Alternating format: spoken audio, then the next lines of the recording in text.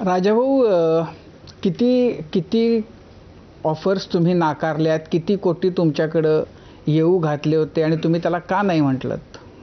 नाही, आता खरं सांगायचं म्हटलं तर माझ्याकडे कुणी आलंच नाही आणि मी काय सांगता? असं कोण याच्यावर जे आहे ते आहे. असं तुम्ही ठरवून आलाय का माझ्याकडे कुणी आलंच नव्हतं असं म्हणायचं? तुम्ही माझ्या पहिल्या दिवसापासून ज्यांनी मला विचारलं, आज तर ठरवून भेट झाली. अचानकपणे जेव्हा मला विचारलं तेव्हा मी तेच सांगितलंय की मला कोणी भेटलं नाही, मी कुणाला भेटलो नाही. परंतु एकंदर माहिती घेऊन माझ्यापर्यंत कुणी आलं नसावं असं मला वाटतं. जे गेले ते पण कालपर्यंत असंच सांगत होते, आम्ही कुणाला भेटलो नाही, मला कुणी भेटलं नाही, आम्हाला कुणी विचारलं नाही, आम्ही कुठं जाणार नाही, आम्ही इथंच आहोत, आम्ही मिटिंगला जातो, इथंपर्यंत लोकांनी सांगितलं होतं. पण मी तर गेलो मिटिंगला.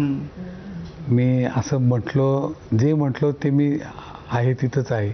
जे बोललो ते मी खरं बोललो. कारण जवळपास राजकारणातली माझी तिसरी पिढी आहे. माझे आजोबा आमदार होते, माझ्या वडिलांच्या काकू रुक्मिणीबाई वाजे ह्या 67 साली आमदार होत्या, माझे वडील निवडणूक लढलेले, माझी आजी नगराध्यक्ष जेव्हा कुठे आरक्षण नव्हतं तेव्हा ती नगराध्यक्ष निवडून राहिलेली आहे.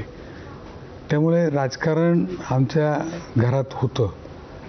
मला त्याची आवड नव्हती हे नक्की, पण आमचं कुटुंबाचं नाव साधे सरळ आणि